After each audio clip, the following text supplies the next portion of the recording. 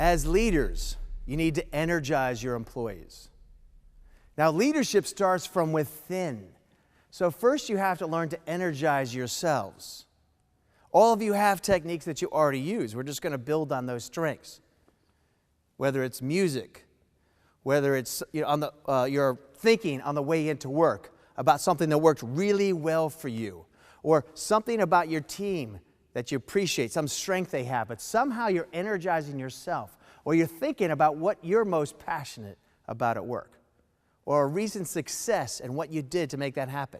But you have to energize yourself, and then you can energize other people. If you're truly energized, you are at your best, and what your motivation is authentic. So not fake rah-rah stuff, but truly it shifts the emotions in your body so that when you're energizing other people, it comes across real. And it is. And this is really important. I want to talk about something called a negativity bias. So social scientists have discovered that all human beings have what's called a negativity bias. Negativity bias is a really good thing because it keeps us alive. It helps us survive in case there's threats, or it's always scanning the environment for any kind of threat, anything that could kill us or hurt us. So that's the good thing about it. The bad thing is it's always ready to engage in fight or flight responses. And the second bad thing is it can't tell the difference between a major threat like a tiger or a car about to hit you. It can't tell the difference between those and a conflict in a meeting, a missed deadline, their boss being unhappy. So the negativity bias causes a lot of problems for us. And so here's the key thing, by the way. So we have to focus on how do we rebalance that. And by the way, if you're not sure about this negativity bias thing, let me just ask you a question. Last time your boss chatted with you about gave you some feedback about things that you've done, and maybe let's say your boss gave you 5 pieces of feedback about, hey, here's all the great stuff that you did. And you're thinking, oh, that's nice. And then they tell you about, well, there's one thing, you blew this. That did not work well. What are you thinking about that day driving home? Right? That's the negativity bias. You're thinking about the negative thing, the negative piece of feedback. That's what sticks. It may be good for survival, but it is not good for your state of mind. Because we tend to take the negative and blow it out of proportion. We tend to remember it longer than it is.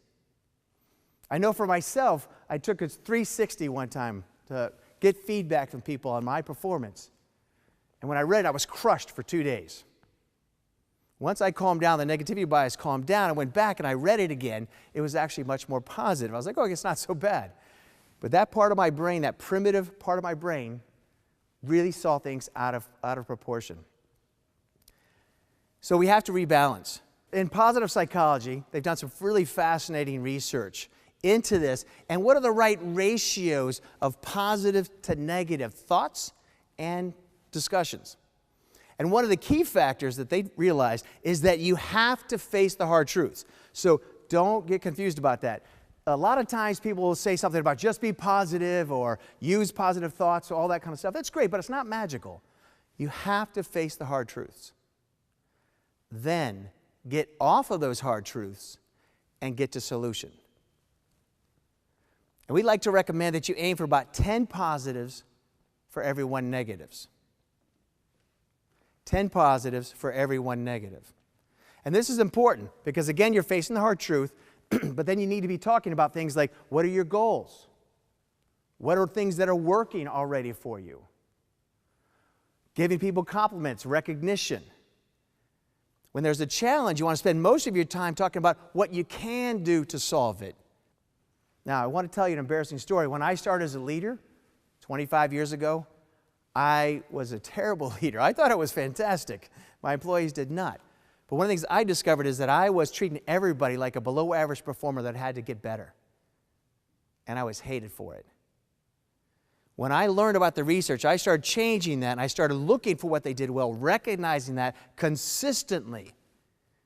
And I want to ask you to think right now of each employee that works for you. What can you recognize in them? And it's got to be real. It's got to be sincere. We're not talking about fake stuff. We're not talking about everybody gets a medal, but really looking for something authentic to acknowledge and to bring to their attention. And one of the fascinating things that the research has shown, but I think you will also discover, is that they will work harder for you if you do that. They will see themselves as more high performer because you do. And they will step up and work harder and have more passion for what they're doing. So take advantage of the way that our brain works here to be a leader that truly energizes your employees. Start from within and help them energize themselves as well.